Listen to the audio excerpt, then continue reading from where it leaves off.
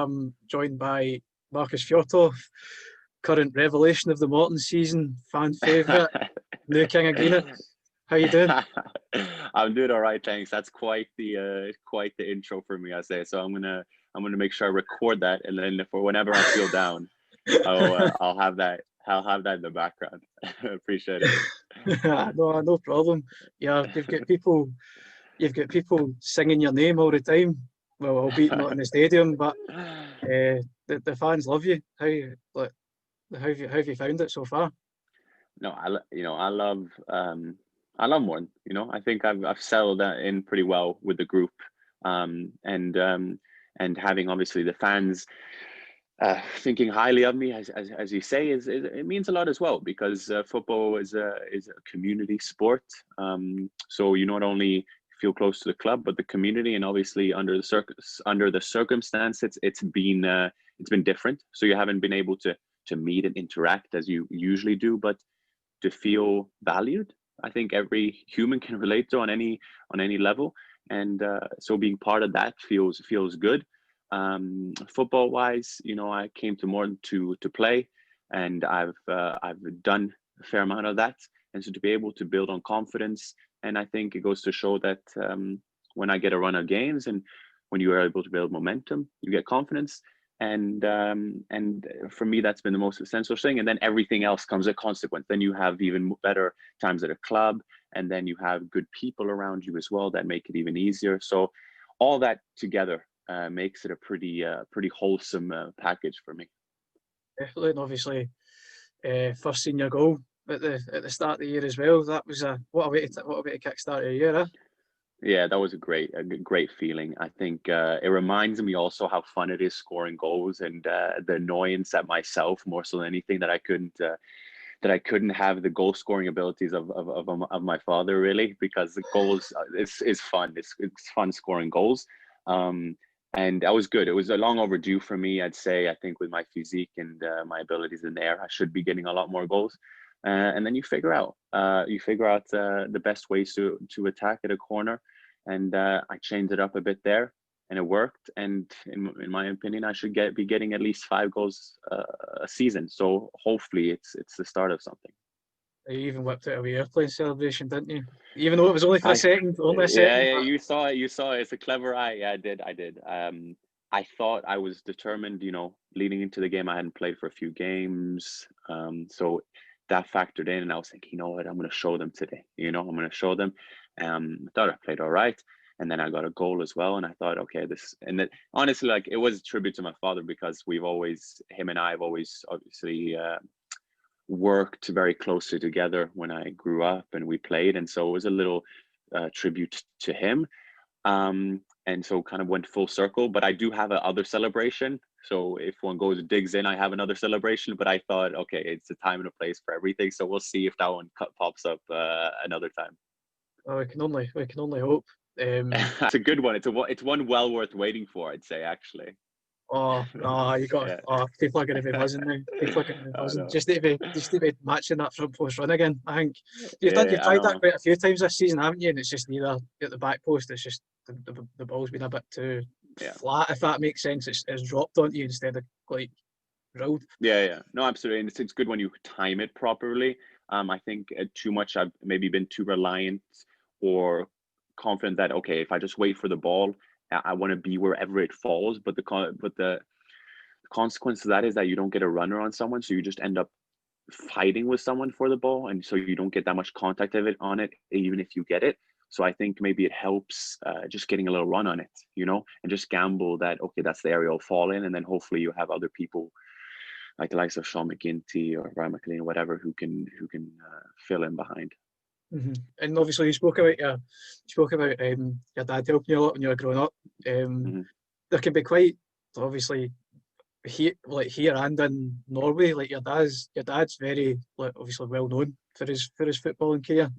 Did that kind of give you a bit of pressure growing up maybe to succeed as a footballer, or was there never really much pressure from your dad on that side of things? I'm genuine when I say, because people might say, but I'm actually 100% serious when I say that I've never felt the pressure. The name Fjortoft comes with a certain weight, obviously, in Norway, but I always played different positions than him. I also was cognizant of the fact that having been brought up in a football environment, whether as a son of a player or a son of a sporting director, I was always pretty aware of what the football business is like. You know, I was under no illusions as to what it took to make it, and as to the probability of having my father's career. Because and the older you get, the more proud you are of or the more you realize how much it actually takes to make it to that level and those achievements that he did. So I was always very proud of that. And then I knew from an early age, I didn't feel any pressure, and he was good at not imposing any pressure on me either. There wasn't any pressure for me to become a footballer. It was always down to my own motivation. And there would be a couple of times where, you know, if I had a poor game or if I wasn't enjoying myself, he says, you know, if you can't play if you're not enjoying yourself, and put onus on my own enjoyment of the game. So if anything, he's emphasized the importance of having fun with it, and everything else comes as a consequence, you know. And so for me, he's been a great role model and mentor, but in the sense that he's been there as an advisor and as a friend and as a father, you know, and nothing else. Yeah, and that's like, because obviously, I mean, you'll have seen like videos of like Cristiano Ronaldo and his son and stuff like that, and he's like, go on the treadmill for 20 minutes, 20 sit-ups, 20 push-ups, go train. It's nice to kind of, you've got that emotional support behind you, but to also go and, because obviously you'll have experienced like bits of your dad's career, obviously growing up and having the whole player family side of things, but then to be able to go and do that yourself and make your own memories must be just as nice for the both of you, because it's like the tables have firmly switched despite him being off doing his own things. Yeah, absolutely. I think like I said, it's hard to replicate someone's career like his, and that's so, and it shouldn't be the end all or be all. You know, for me, it's just, you know, I went to college and I thought, okay, this is a great way for me to prolong my football career for 4 years. And then we said, okay, maybe I should try and get drafted. Maybe I can try and play afterwards. And so I've always been kind of relaxed as to with football. I just always wanted to continue playing. And so, and I've been able to create myself a different career than he has. And I knew that, okay, I can't play Premier League, but how about I go to US and play college? How about I go to New Zealand? And then I come back to Scotland? It's kind of full circle, playing in the UK as I'm born in Swindon. And so I thought, okay, let me make a different career. And I'm very proud of the way I've been able to do that. And I'd like to think, and I know that my father's proud of me in terms of how I've done it. And it's different from his, but I think different in this case is good for me. You know, to make my own mark in a different way. Yeah, exactly. And you've said that well, obviously you've enjoyed coming into Morton. You've kind of embraced yourself in the club and then in the community and the wider side of things as well. Obviously, playing in America and in like New Zealand and stuff like that. Is that sort of same? Is it the same feel for like at clubs over there, or is it a lot like more intensified over here? Yeah, I think you know, I'm the first to admit that coming to Scotland to play, it feels a kind of need for me to be part of a proper football community. I think there's nothing more special than football in the UK, and British football has always had a special place in my heart. You know, I lived my first 5 years here. I watched my dad play. I had Arsenal, my favorite team, and the Norwegian British football connection is also pretty strong. So we have this very special relationship to British football. And so New Zealand wasn't a fantastic experience, but I made some lifelong friends. Will I miss the football as much? Not necessarily. It was a great football experience, but can it compare to British football?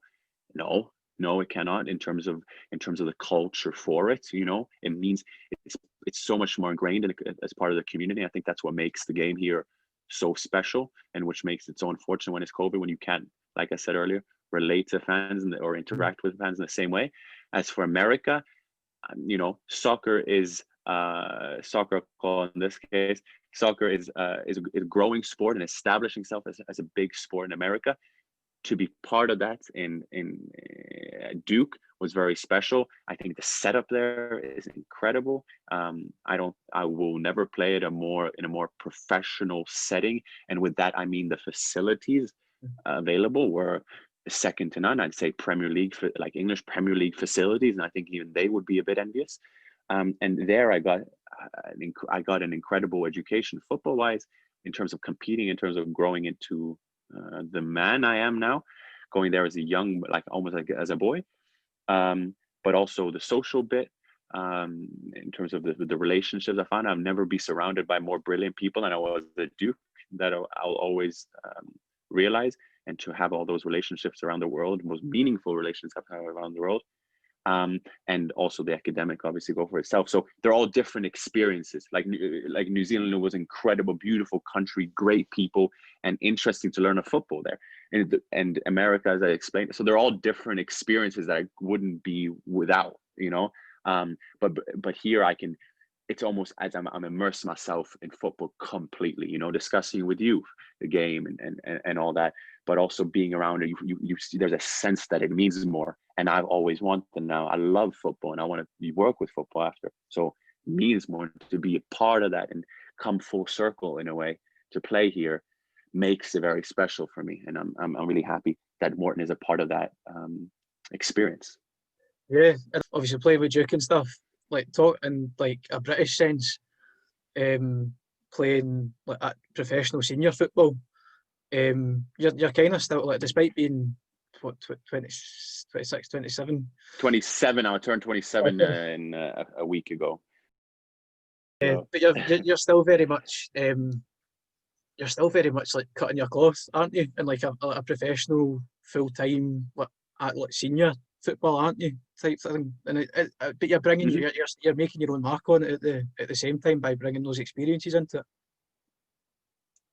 Yeah, listen, I totally agree. Like in from a career standpoint, I think I'm 20. You know, in terms of what one has accomplished. Like it's different. Like I graduated Duke at 24. You know, I got my first professional contract at 25. So it's an unconventional path. And especially an unconventional one when compared to how the process is, or the system is set up in the UK, for instance. And I've said this to other people, I don't think I'd survive in the British academy system because I was a pretty late bloomer.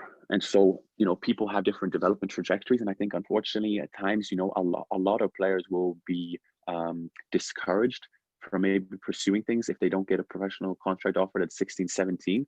But oh, what a shame that is, because there are so many different development trajectories. For me, therefore, Duke, where I can develop for 4 years in a safe space almost, you know, I was almost like basically under a 4-year contract. I could develop in there. There was pressure. There was pressure, but there was patience to develop, you know, which there might be stripped of in other places. And so I needed that. That was vital for my development. And I don't think I'd be here without it. You know, if I started at 17, 18, I think it'd be different. You know, would I even play? You know, there's a lot of factors going in. And so I think hopefully for what I can show is that there are many different ways to do it. And not getting professional contract at 17 doesn't mean you can't play. And so, yes, I'm now 27 and look at games and stuff like that. Maybe I don't have the amount of experience or games that you'd think of 27-year, but at the same time, I think I do bring a maturity in the sense that I know what it's took to come here, a humility in terms of being able to play football for a living. And I think now with being able to play games consistently, I also show, you know, the qualities I inhabit. So I think for me, it's been good, you know, and I'm not to say everyone's, but I want to let it be known that there are other ways to do it. Mm-hmm. You really, like, your stock has risen considerably since you've joined Morton, like having that run of games and actually showing people what you can do is like off the pitch, like mentally that must be, because I think you didn't really get a lot of game time at Hamilton for whatever way or another. Stuff happens. We're fully aware of that, but since having that run of games, the good, like for your confidence, and then also for like actually hold on, you could have a platform here to actually go and achieve those dreams of going and playing maybe like SPL again, or going and playing down south. Mm-hmm. Yeah. Listen, the football was, the football business, things, something, and in life in general, some things don't work out for one reason or another. I'll always be thankful for Hamilton and Brian Rice for giving me my first, for giving me a chance here in Scotland. And I learned an incredible amount. It was a very steep learning curve for me the first year, and I was playing against the likes of Celtic, Rangers. I was playing at Tynecastle against Hearts, like incredible experiences, but something so new to what I was used to. But it was so out of my comfort zone, and with that obviously comes growth, and I developed. And so the first season was tumultuous, and then came to the second season, and I thought I did well, but for different factors led to things not working out. And I don't hold any grudges towards that, because that's how football works, and that's how it is.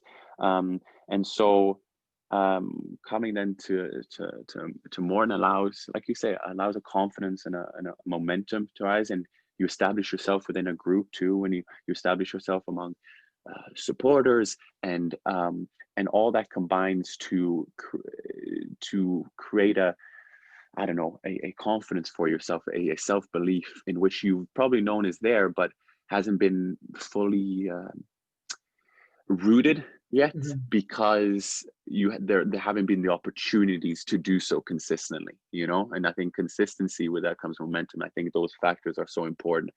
And for you in your trade or something, like having some self-affirmation, but also affirmation from others, it helps to grow into the player and person that you're capable of, and ultimately learning all the time as well. Yeah, exactly. Progressive development in everything you do, and I'm well aware and humble enough to recognize that I have a lot to learn from the game. But I'm cognizant of that, and so and to learn, you need the experiences. So, and that's what I'm getting now. So that I'm delighted about that. Definitely, and obviously, it's been a great first half to the season, and Inverclyde for Greenock, obviously sitting in the playoffs. What's your hopes for the second half? Just to keep it going and see how it ends up, or just take it a game at a time? Yeah, the cliche is the one game at a time, obviously. But I think these next three games will, in large part, define how our season goes. We're playing against three teams that are below us in the league. One way is to look at it is in terms of how we compare to those teams, and with that, you let's just say you establish your position. And the championship is so tight, as I've come to learn. It's just everyone can beat everybody, and so I think that will establish where our season goes.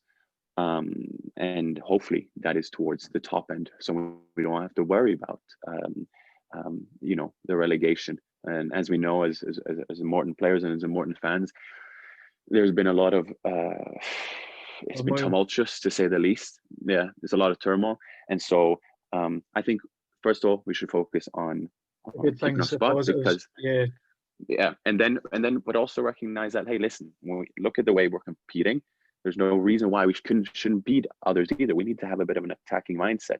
So humility towards the other teams, but also a confidence in ourselves to know that we're well able to push on. And I think we've shown that against teams that we can compete against anybody. Yeah, and obviously you've said you look to focus on the positives, but if you think about it, you can flip that turmoil into a positive, because whenever something maybe that could have broken a group, like in terms of mentally, really giving them a big blow, it seems to have just pushed us on to a totally different level. You haven't been beat since beginning of December. Yeah, no, since Hearts. But I think, and that's a testament. Listen, we should recognize that and embrace it as a testament of our character and the people, then that comes from Anton and the few remaining staff that are still there in terms of maintaining that, but also the players in the group, and especially the senior leaders in the group, in terms of upholding standards as well. So I think that's a huge testament to us as a character of our group. Definitely, and it's all about leaving legacies as well, isn't it? When you're in the seasons like this, because like we're seeing it down south, we're seeing it up here. Literally anything can happen, can't it? So it could be a way to leave your name in the history books, couldn't it? Yeah, absolutely, and yeah, I think it would be a great way to do it, and then hopefully we could do it in front of fans soon also. But like, listen, it can go either way. I think it's so crazy to see the league because it can literally go either way, and then Queen of South beats Wraith Rovers away, and then like all these all these factors come into play that make it so unpredictable and must be so almost stressful for the fan, but for the common observer. Highly entertaining. So let's see. Now we got 3 big games, and I think that will in large part suggest where we're heading to the season. So there will be a vital week these next 7 days.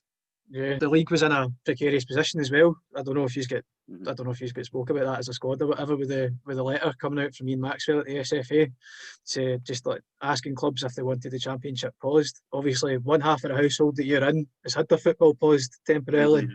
So you've seen both sides of the equation, haven't you? Like obviously you can see you'll probably see why people would maybe want it paused, but you can also see how footballers have been left, haven't they?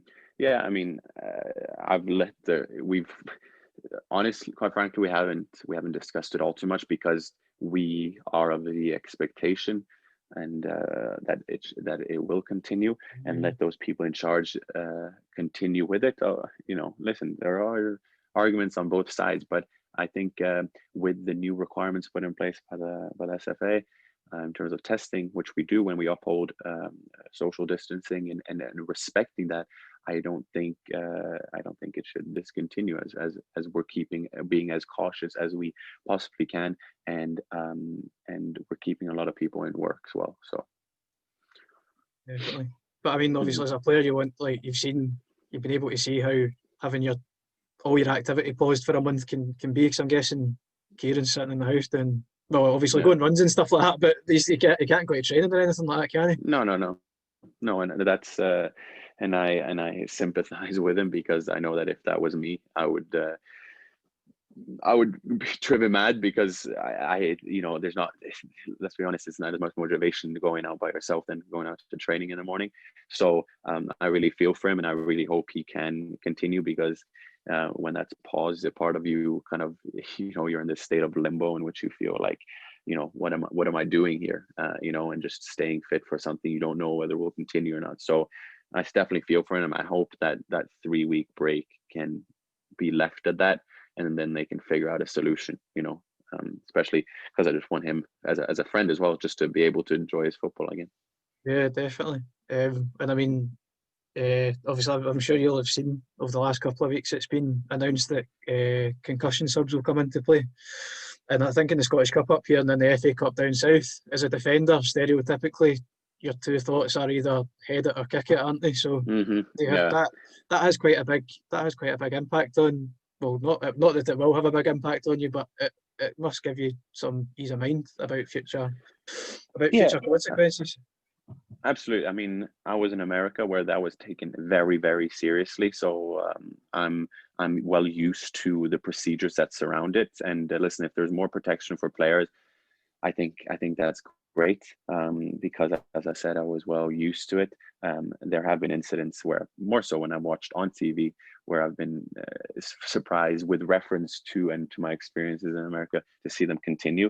And after it came to the limelight with Chris Sutton and his father, and where he brought to light the dementia and the heading of the ball and stuff like that, I think it's well due the fact that it's brought awareness to, because I'd never thought about that. And so to be a bit more aware of it and cognizant of for kids and stuff like that, to header and stuff, I think it's only healthy to gain as much context and knowledge about the subject, because after all, like, we're playing football and it's a great livelihood, but we have to look out for our health also. That matters more than anything else.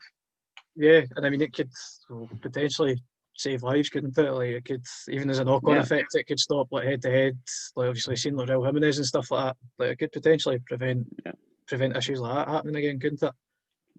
Yeah, exactly. The only thing then is that with the Jimenez, it's obviously an immediate thing, but in many cases it's still long term. So we don't really know about the implications of it, good or bad, until later in time. So therefore, it's hard to maybe gain proper urgency about. But I think by bringing awareness to it, you can maybe slowly but surely change the standard, so to speak.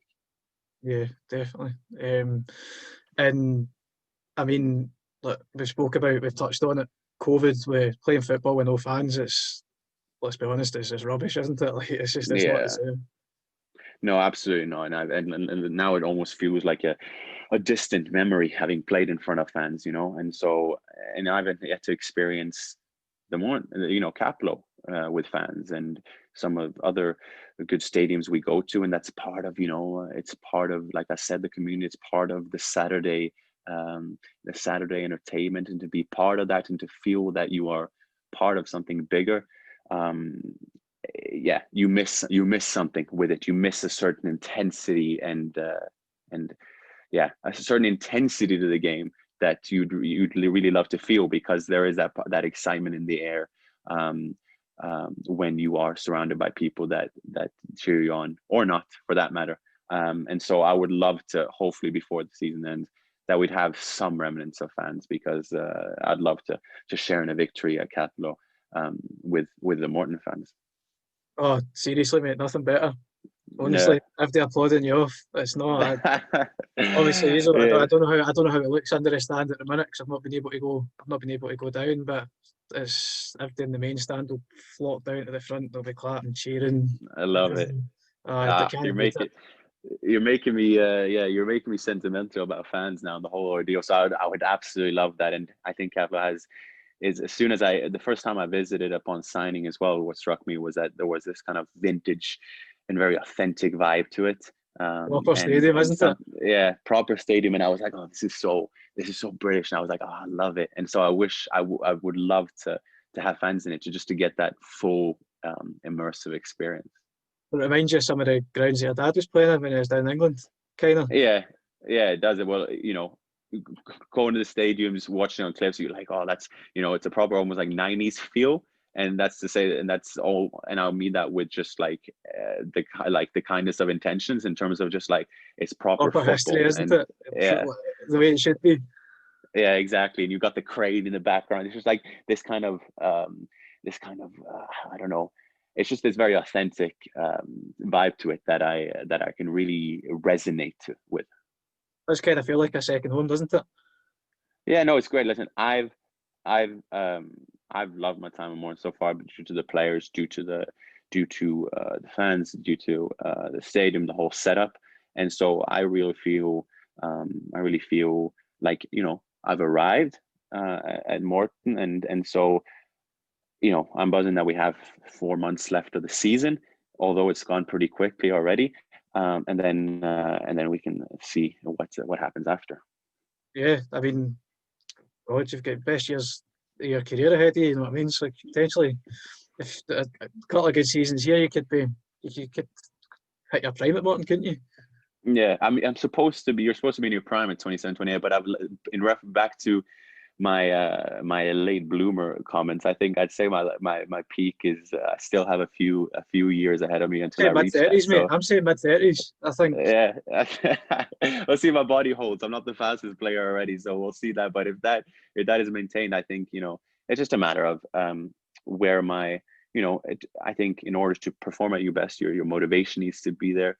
The discipline needs to be there. So it's all up to me, honestly, in terms of how I pursue it. And that's a good feeling to know it's within my control. And I'm confident enough to know that if I have that, if I have the fundamentals right, I feel like I could continue performing. Yeah, I mean, well, I think since Antoine's been his number one, the whole philosophy has changed, hasn't it? It's no longer first thought is defend. He's actually want to break through the lines and play it through, don't you know?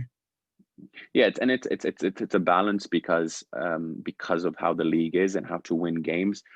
I think, for example, in Dunfermline, which was obviously not the most beautiful of games, we showed that we were defensively resolute and being defensively stubborn. That's how you win. That's how you win in the long term. and with that, and that was a foundation laid by the previous gaffer with Hoppy, and that has always stayed. And then obviously we're a bit let's say, I don't know, we freed ourselves up a bit more, we changed the formation, and with that there have opened up a bit more opportunities going forward. So it's about getting that mix right, because we go to Queen of the South and we're not going to like live and die by saying, oh well, at least we play some pretty football. We're there to win as well, and if that means winning ugly sometimes, so be it. So but teams who can do both of those can go very far as well. Yeah, exactly. So I'll stop that for the paper, and the final question of the full thing is going to be about the podcast, about your podcast. Give you some free promo, might as well. Right. Anyone who can listen, we'd welcome anyone. So that would be great. Yeah, so it is all about, like, obviously your mantra is it's good to be, but obviously you want to do different. You have done unconventional things for most of your footballing career. So you're very much like to bring that into the podcasting game, aren't you? Yeah, listen, I think for me to share stories and lessons that I myself are inspired by, much due to the fact that these people have been, brave, if that's the word, to follow a path in which they proved successful, but one that has stayed with them as a rather individual path in terms of pursuing the opportunities they'd like to pursue.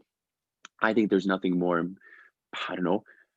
respectable and impressive than that. So to be able to share that, and for me, I allow myself to be inspired by those stories, and hopefully then people can share in that excitement. But let's be frank, like for me, I think it's great the more people that listen, the better, because I think there are a lot of valuable things that are being communicated in it. But for me, it's also just the enjoyment of talking to people and having an opportunity to talk for 45 minutes to an hour with people that are at their best in what they do. And so for me, that's a great inspiration. And to touch upon a range of industries as well, I think is important, because narrowing or specializing it for me is not something I actively pursue. So to be able to take from politics, media, football, all that is a great way, an investment into myself, and then also a great way to maybe share what I find interesting with others. Yeah, and it's also like breaking down stigmas of a stereotypical footballer, isn't it? Like a lot of people think all footballers leave school at 16, haven't got 2 brain cells between them. So to be obviously changing the game on the park, you're also changing it off it, which is good, isn't it? Yeah, absolutely. I think slowly but surely. And listen, I'm in the changing room with people that study on the side, or and pursue degrees, and I think that that stereotype hopefully is slowly but surely being overturned, because there are a lot of smart people, and there are a lot of people that I have good discussions with and conversations with. And I think that's not my primary motivation, because I just do what feels cool for me. But I think there's a new generation of footballers that might feel empowered by others, and know that they, it's not nerdy or something to have other interests upon matters that are related to politics or academia or whatnot. Markus, thank you for coming on. I hope I didn't take up too much of your time or bore you too much. No, my pleasure.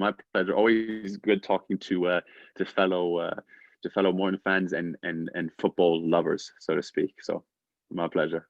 Pleasure's all mine, Markus. Thank you for coming on. Appreciate it. Thank you. Cheers. Thanks. Bye-bye.